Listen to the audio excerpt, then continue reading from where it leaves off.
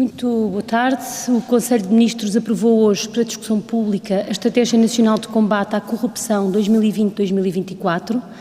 Esta estratégia que resultou da reflexão de um grupo de trabalho constituído para esse efeito, identifica as prioridades para reduzir o fenómeno da corrupção em Portugal, entre as quais melhorar o conhecimento, a formação e as práticas institucionais em matéria de transparência e integridade, prevenir e detectar riscos de corrupção no setor público, reforçar a articulação entre instituições públicas e privadas e produzir e divulgar periodicamente informação fiável sobre o fenómeno da corrupção. Sobre este tema, a Sra. Ministra da Justiça marcou para esta tarde uma conferência de imprensa no Ministério da Justiça, onde desenvolverá, com um detalhe que aqui não conseguiríamos fazer, este tema. Foi aprovada a aplicação de taxas de IVA diferenciadas em função dos escalões de consumo. De seguida, passarei ao Sr. Ministro de Estado e das Finanças para apresentar este diploma e foram ainda designados os representantes do Governo e do setor empresarial do Estado no Conselho Económico e Social. Por fim, foi aprovada a resolução que renova o programa Escolhas, agora na sua 8ª geração, um programa que promove a inclusão social de crianças e jovens provenientes de contextos com vulnerabilidades socioeconómicas para o período 2020-2021. Passaria a palavra ao Sr. Ministro de Estado e das Finanças. Muito boa tarde. O Governo aprovou hoje a redução da taxa de IVA de 23% para 13% sobre a eletricidade até determinados níveis de escalões de consumo. Corresponde a um compromisso assumido na Lei de Orçamento de Estado para 2020 e que hoje cumprimos depois de ter sido feita a consulta ao Comitê Europeu do IVA.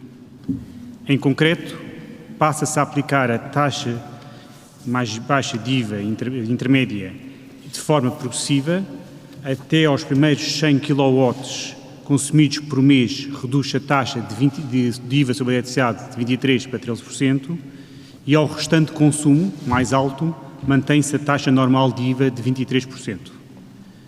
De forma a ter em consideração os agregados familiares com maior dimensão, aplica-se uma majoração de 50%, fazendo com que as famílias numerosas possam beneficiar de uma taxa mais baixa de IVA de 13%, até níveis de consumo mais altos, neste caso até 150 kW por mês.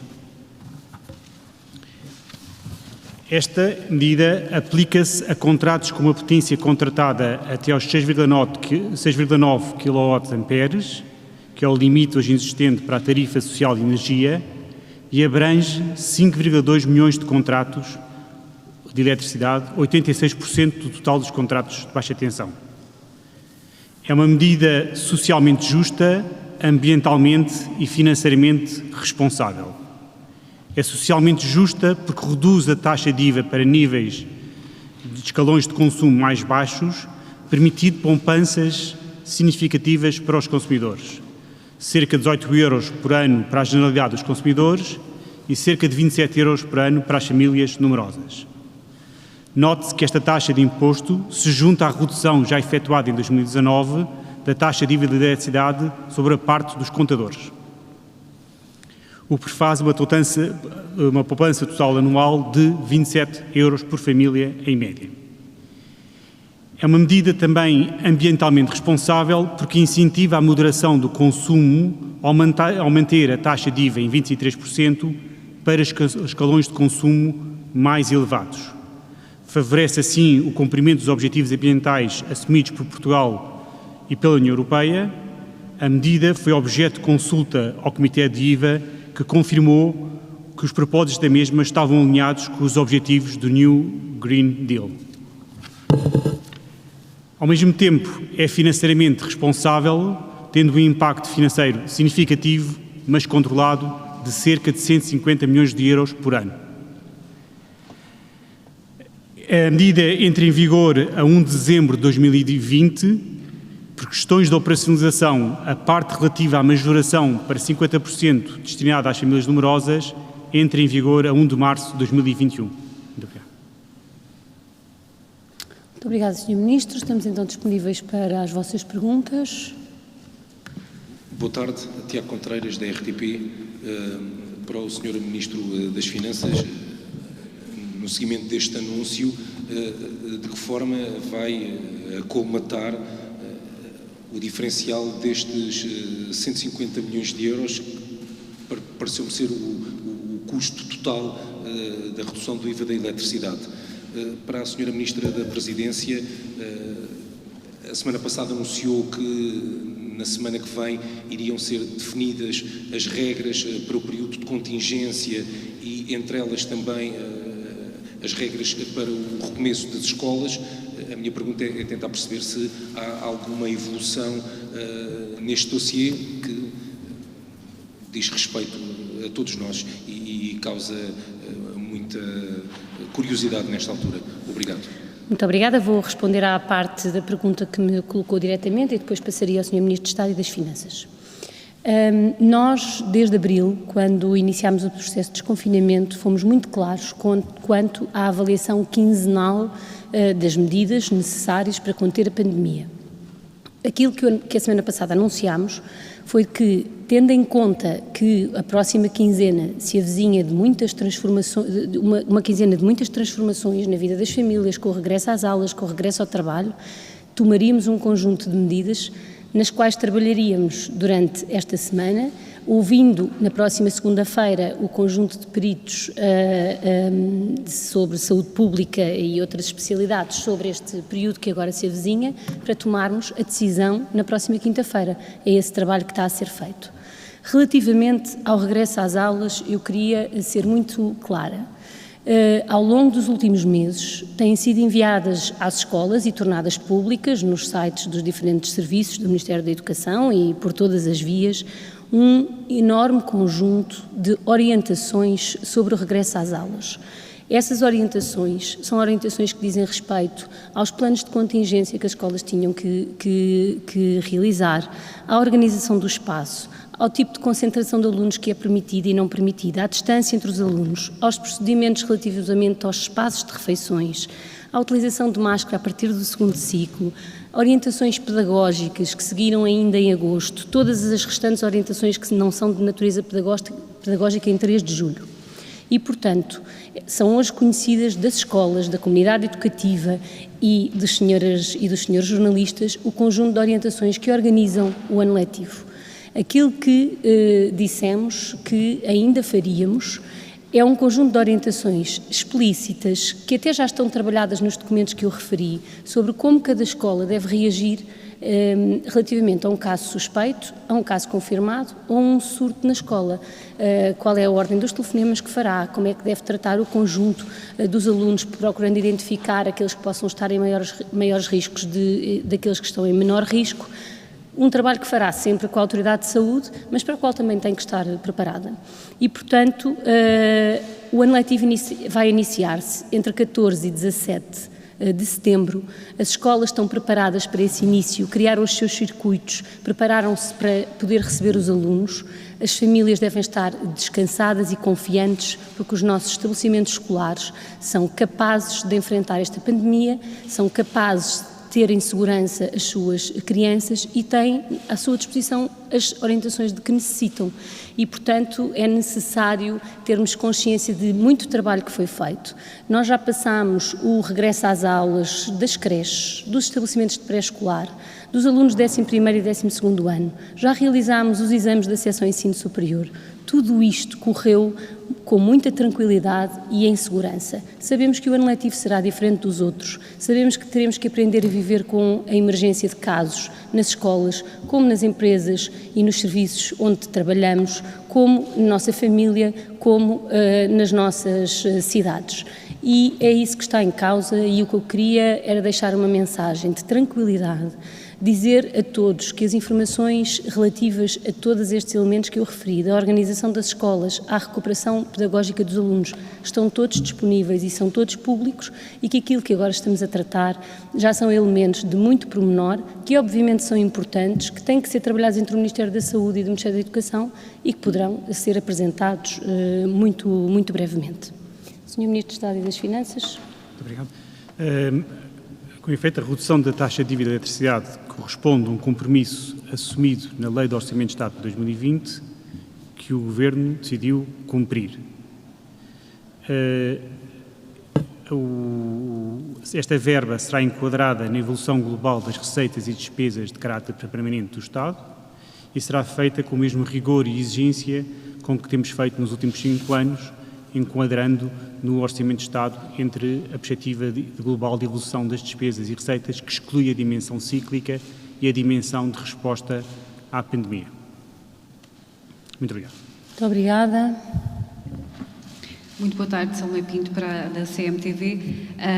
Relativamente à redução do IVA, só queria que me esclarecesse o seguinte. Todas as famílias terão uma taxa mais baixa, de 13%, até aos 100 kWh. A partir daí aplica-se o outro IVA, de 23%. Queria que me confirmasse isso. Relativamente à poupança mensal, eu penso que neste documento já está, mas podia dar uma ideia da poupança mensal, mais ou menos, que um agregado, por exemplo, uma família de 4 pessoas que paga 100 euros de eletricidade, quanto é que poderia poupar? E ainda outra questão, relativamente ao novo banco, foi dito que só através de uma ordem judicial é possível conhecer o relatório interno do Banco de Portugal. Se o Governo tenciona tomar alguma medida nesse sentido para que o relatório seja do conhecimento público. Muito obrigada. Peço desculpa, eu queria pedir-lhe uma clarificação relativamente à sua última questão sobre a que relatório e a que auditoria que se refere, porque as notícias nem sempre são sobre o mesmo tema. Peço desculpa. É o relatório interno do Banco de Portugal, que, segundo o Banco de Portugal, é sobre todos os bancos, segundo alguns partidos, diz respeito ao BES. Muito bem. Relativamente à última questão que me colocou, aquilo que, imaginando que se refere a uma auditoria já mais antiga, aquilo que gostaria de referir é que a posição do Governo foi sempre clara, entendendo que a conhecimento desse relatório devia acontecer, que ele é do interesse público. Não cabe ao Governo tomar essa decisão, mas queria realçar que o Governo não mudou de opinião. O Sr. Primeiro-Ministro já tinha tornado clara a sua opinião e a opinião é a mesma. Relativamente aos temas relativos ao IVA da restauração, gostaria de passar ao Sr. Ministro de Estado, peço desculpa, ao IVA da eletricidade, gostaria de passar ao Sr. Ministro de Estado e das Finanças. Portanto, relativamente à primeira questão que colocou, sim, a redução do IVA da eletricidade para 13% aplica-se a todas as famílias até ao consumo de 100 kWh por mês, que tenham contratado níveis de potência de até 6,9 kWh. Portanto, que é a generalidade das famílias, corresponde a 86% dos contratos de eletricidade de baixa tensão. Relativamente à segunda questão, portanto, nós, como referimos, a poupança anual estimada é de, em média, para as famílias não numerosas é 18 euros, para as famílias numerosas é de 27 euros. Portanto, é fácil depois fazer o cálculo mensal, mas se quiser aqui um exemplo, para uma família que tenha uma potência contratada de 3,45 kWh e que tenha um consumo mensal de 134 kWh, se tiver um mercado rolado, terá uma poupança anual esta família, se não for numerosa, de 18,5 euros. Se juntarmos a poupança que já resultou da redução da taxa de IVA dos contadores, terá uma poupança de 27,6 euros anual, para dividir por 12 meses e dar um mensal. No caso de ser uma família numerosa, terá uma poupança anual de 24,7 euros. Se tiver, acrescentando a poupança que já teve em 2019, corresponde a uma poupança anual de 34 euros, para este nível de consumo. Este nível de consumo, que o exemplo que lhe dei, é o nível de consumo médio para este nível de potência contratada. Muito obrigada. Mais questões? Boa tarde. Tomás Gomes, do SAP 24. Queria perguntar se, para além da baixa do IVA da eletricidade, se o Governo está a ponderar outras baixas de impostos, como, por exemplo, do IRC ou do IVA da restauração, que tem sido... O setor empresarial tem pedido isso e o turismo tem sido um dos setores mais afetados. E depois perguntar como é que o Governo olha para a possibilidade, que tem sido falada hoje na imprensa, do Reino Unido fechar o corredor aéreo com Portugal. Obrigado. Muito obrigada. Eu vou responder à segunda questão e depois passar ao Sr. Ministro de Estado e das Finanças para que possa responder à primeira. O Governo, como tem feito até aqui, não tem nenhum comentários sobre decisões que possam ou não existir. Aquele que é o nosso compromisso é o de manter uma troca permanente, atualizada, de informação com o Reino Unido sobre a situação epidemiológica em Portugal, sobre as medidas que tomamos. É essa a parte que nos cabe, continuar a controlar a pandemia e prestar toda a informação, e aguardamos as decisões e, se elas existirem, então podemos comentá-las. Não faz sentido estar a antecipar decisões nem a fazer quaisquer comentários.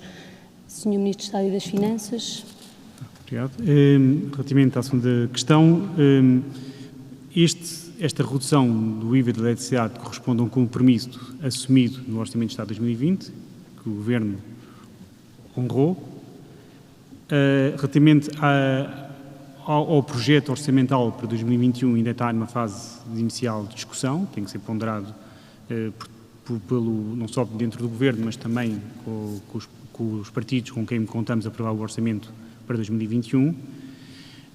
O entendimento genérico e das diferentes partes, e penso que também do país, é que a ênfase para 2021 deve se centrar na recuperação da economia, na proteção do emprego e dos rendimentos.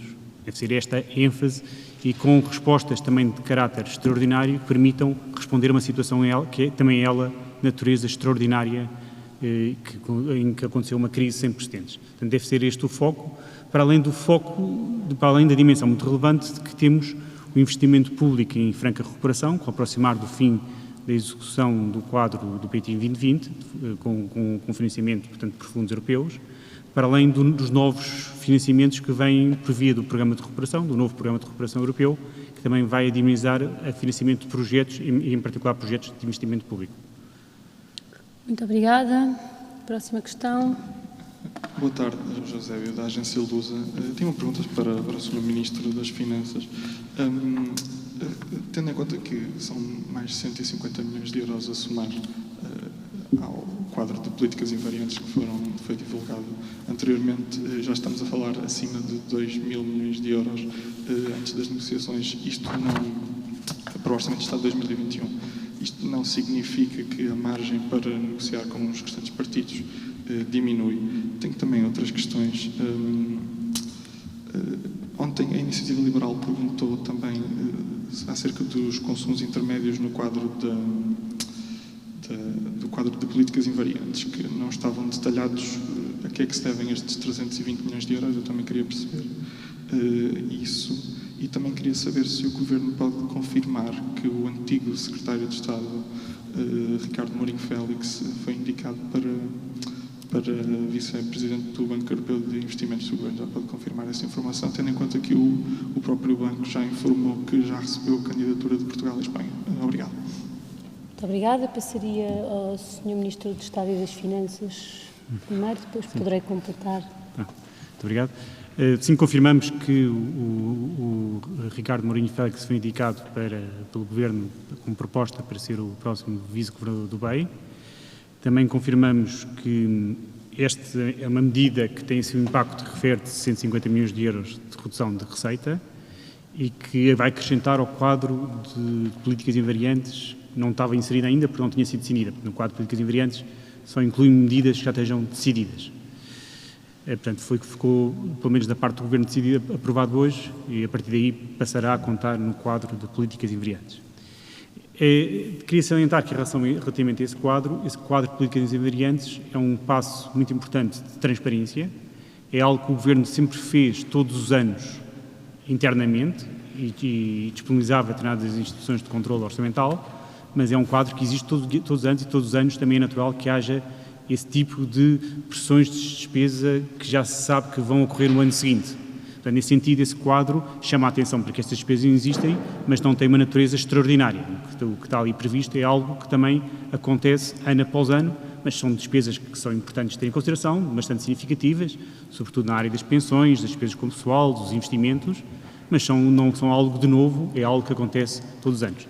Isso é um mecanismo que existe na nova Lei de Enquadramento Orçamental, que pressupõe maior transparência no processo orçamental, para que todos tenham percepção do que é que já está comprometido e do que é que ainda pode ser comprometido. Relativamente à questão mais específica colocada pela Iniciativa Liberal sobre os consumos intermédios, nós vamos detalhar com mais cuidado depois no Orçamento de Estado para 2021. Aqui foi uma primeira estimativa do que é que já se considera que se antecipa, que resulta da dinâmica de evolução dos consumos intermédios. Chama a atenção que essa parte, cerca de quase 2/3 dessa despesa tem a ver com o Serviço Nacional de Saúde. Tem a ver com essa dimensão, que tem uma dimensão de crescimento realmente significativa, porque também temos uma população que está em envelhecimento, que tem necessidades de saúde acrescidos, para além de toda a dinâmica de inovação na área da saúde e da aposta que é feita no Serviço Nacional de Saúde. E também da parte da pandemia, sendo que a parte da pandemia, uma parte já está refletida nesse quadro político, as decisões que já tomamos, mas ainda há uma outra parte que não estará, porque a pandemia ainda vai ter muito no Orçamento 21, ainda uma resposta que não está incluída nesse quadro político de variantes. Muito obrigado, Sr. Ministro. Olá, muito boa tarde. Susana Martins, da Rádio Renascença. Gostava de perguntar ao Sr. Ministro, tendo em conta até a pergunta que o meu colega do SAP fez, se eu percebi bem, o IVA da restauração e outros impostos que o meu colega referiu, se bem percebi, não está colocado de parte que se possa mexer no IVA da restauração, por exemplo, tendo em conta as negociações que estão a decorrer com os parceiros naturais do Governo. Essa é uma primeira pergunta. Em relação ainda ao IVA da eletricidade, gostava de perceber se a efetivação desta mexida do IVA da eletricidade também serve de sinal sobretudo para o Bloco de Esquerda, para o acordo de solução de governo que o Governo quer, e se isto serve como um sinal de abertura para facilitar estas negociações com o Bloco de Esquerda, por exemplo. Em relação, peço desculpa de ir ao pacote da corrupção, mas gostava de perceber, assim, uma coisa mais geral, porque é sempre um dos temas que surge em relação ao enriquecimento ilícito, se está dentro do pacote e se sim, se foi tido em conta, por exemplo, sempre o problema do ónus da prova, se o princípio constitucional se foi tido em conta ou não.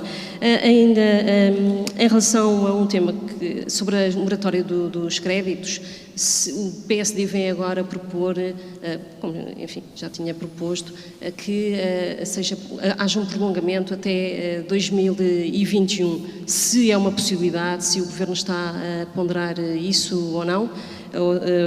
E depois, em relação ainda, e essa é mesmo a última questão, peço desculpa, em relação à festa do Avante, se o Governo ponderou, bem sei que não é da sua pasta, mas se o Governo ponderou de alguma forma o reforço da segurança da festa, tendo em conta a contestação social que estamos a assistir. Muito obrigada. Muito obrigada. Eu vou responder a duas das questões que colocou e também, se o Sr. Ministro de Estado das Finanças me permitir, também fazer um enquadramento político em relação a uma outra questão que colocou.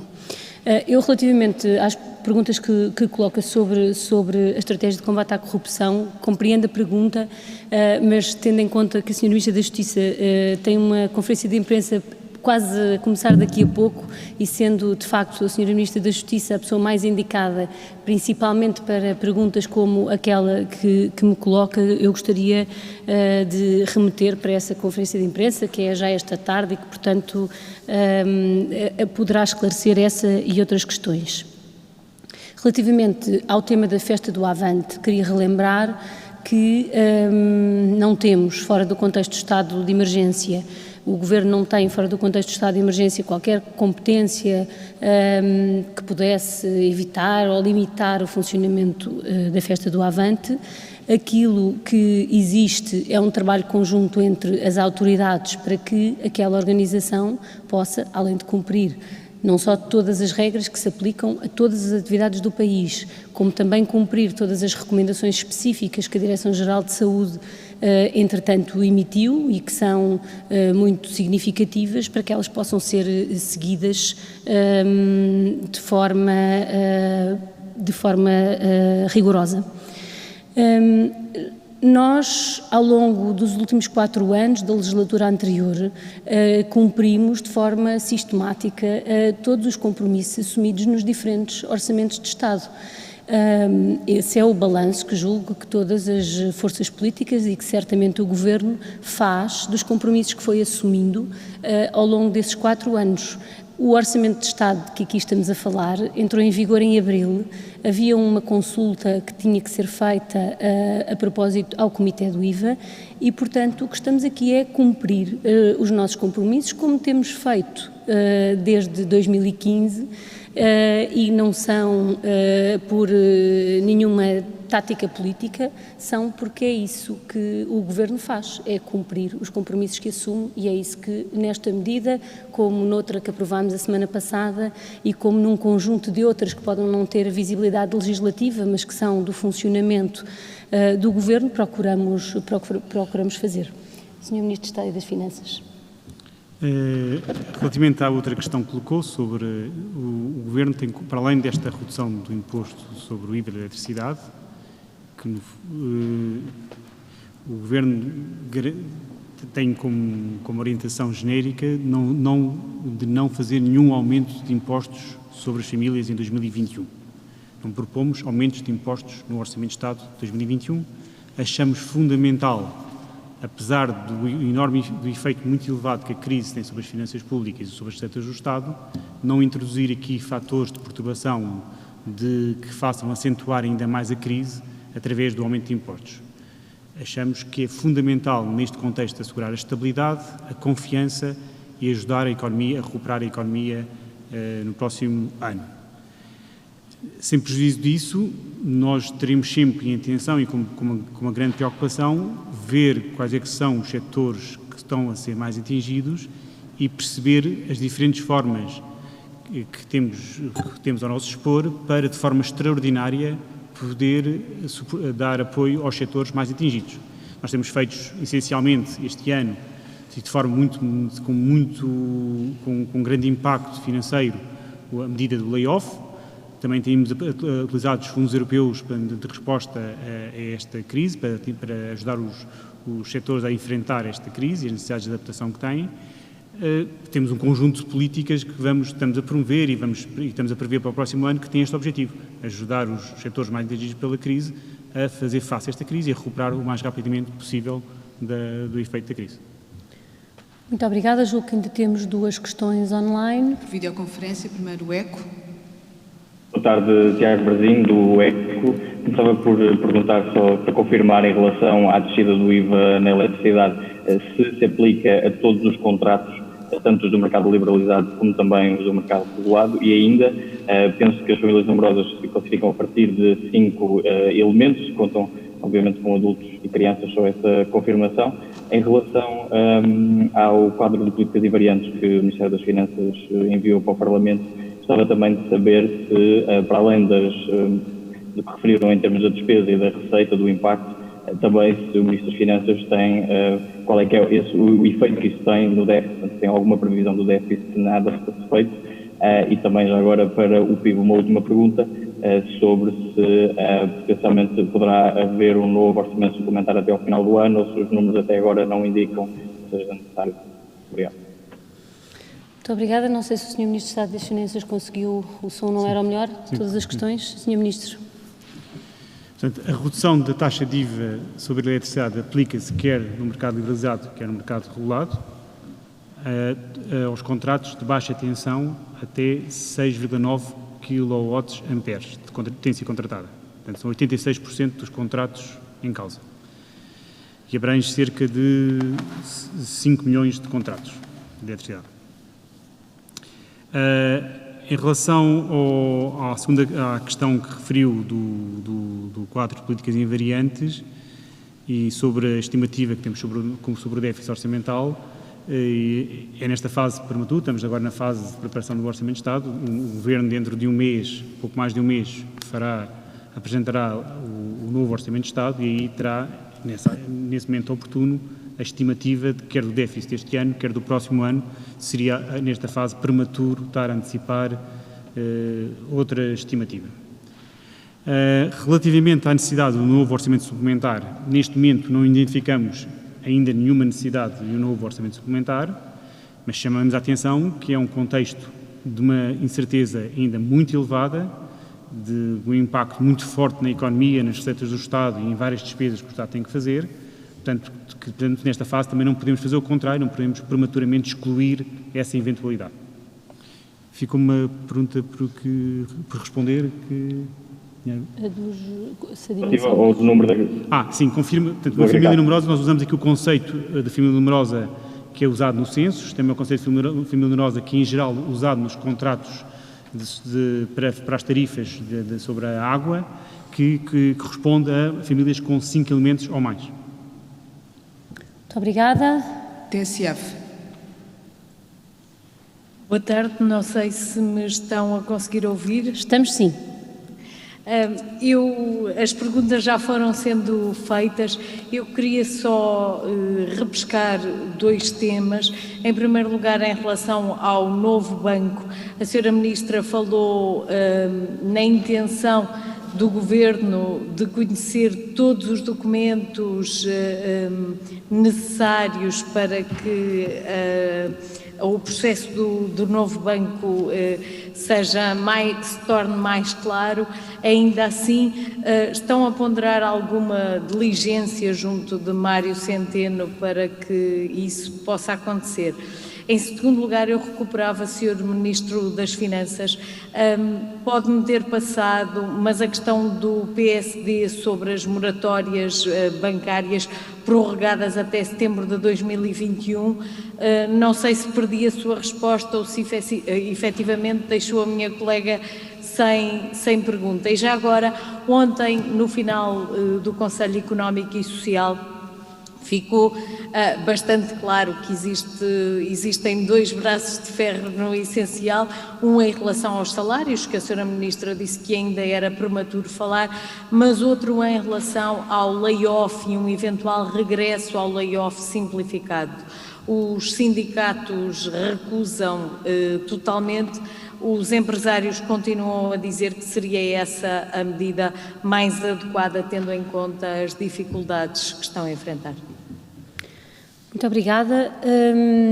A pergunta que me foi colocada foi se o Governo continuava com a posição que o Primeiro-Ministro já tinha tornado pública de requerer ao Banco de Portugal o conhecimento relativamente à auditoria já com alguns anos sobre o novo banco, e aquilo que confirmei foi que o Governo não mudou de opinião e, portanto, continua interessado em conhecer essa auditoria.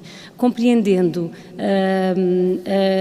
a dimensão jornalística de ter o Sr. Ministro de Estado e das Finanças no briefing do Conselho de Ministros no mês de setembro, portanto, a cerca de um mês, um pouco mais, da entrega do orçamento, nós temos manifestado sempre o mesmo princípio, identificamos as linhas gerais do orçamento, coisa que o Sr. Ministro de Estado e das Finanças já fez, mas não vamos aqui aprofundar temas específicos do próximo Orçamento de Estado. Esse é um processo de negociação interna ao Governo e de negociação com o Parlamento que, tal como acontece desde 2015, queremos respeitar. Relativamente aos temas relacionados com a concertação social que colocou, a Sra. Ministra do Trabalho, Solidariedade e Segurança Social ontem já o referiu, queria apenas chamar a atenção para o facto de termos, desde a primeira hora, dito que a cada momento avaliaríamos a situação em que o país está, epidemiológica, mas também económica, e as condições que o país tem para lançar novas medidas, e é isso que de forma recorrente temos feito desde junho. Foi lançado o layoff, foi depois prolongado o layoff, foram encontradas medidas substitutivas do layoff para um cenário em que a maior parte das empresas voltavam ao trabalho, e é nessa avaliação permanente das necessidades e das capacidades que vamos definindo as medidas. Aquilo que podemos ver, ainda nos números que saíram esta semana, é uma recuperação da atividade económica face ao momento em que nós definimos o layoff, que é visível e estamos disponíveis para ir implementando as medidas necessárias para cumprir um objetivo que é o objetivo fundamental, manter o emprego, manter a economia sólida para que, fim da pandemia, encontrada uma vacina ou um tratamento eficaz, possamos retomar um caminho de crescimento sustentável e de aproximação face à União Europeia que o país vinha a ter. Sr. Ministro de Estado das Finanças, deixei as perguntas mais específicas para si, creio. Resta a questão sobre a moratória, é uma questão importante. Neste momento foi aprovado por parte do Governo uma moratória sobre o crédito às empresas e trânsito de crédito às famílias, a que vai até março do próximo ano. É o que está neste momento em vigor e também segue e também está enquadrado dentro das orientações da EBA, que é a Autoridade Europeia nesta matéria. Nós estamos neste momento a estudar essa questão, uma questão que achamos muito relevante, perceber até qual é a possibilidade e até quando é que podemos estudar o alargamento dessa moratória. É um assunto que vai estar em discussão e também contamos até ao Orçamento de Estado ter novidades sobre o assunto. Muito obrigada e boa tarde.